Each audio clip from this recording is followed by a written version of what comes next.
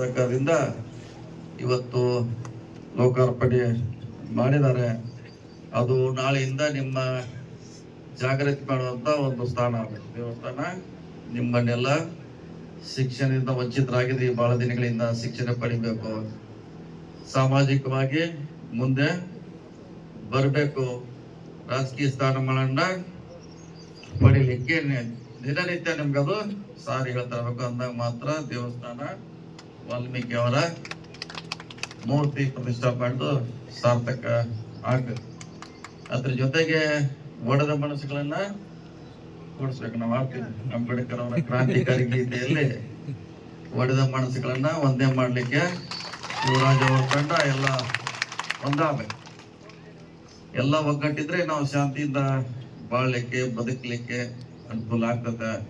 ನಾನು ಮೇಲು ಕೀಳು ಅನ್ನೋದು ಇನ್ನೂ ಬಹಳಷ್ಟಿದೆ ನಮ್ಮಲ್ಲಿ ಈ ನೆಲದಲ್ಲಿ. ಅದನ್ನು ಹೋಗ್ಲಾಡಿಸ್ಲಿಕ್ಕೆ ಎಲ್ಲ ನಾಯಕರು, ವಾಲ್ಮೀಕಿ ಅವರ ಆದಿಯಾಗಿ, ಬುದ್ಧನ ಆದಿಯಾಗಿ, ಬಸವಣ್ಣವರು, ಅಂಬೇಡ್ಕರ್ ಪ್ರಯತ್ನ ಮಾಡ್ರೆ ಹೋಗಿಲ್ಲ. ಇನ್ನು ಹೆಚ್ಚಾಗಿದೆ, ನನ್ನ ಲೆಕ್ಕಲೆ ಕಡಿಮೆನ ಘೋಷಣೆ ಆಗಿಲ್ಲ. ಅದೆಲ್ಲ ನೀವು ಸಾಮೂಹಿಕವಾಗಿ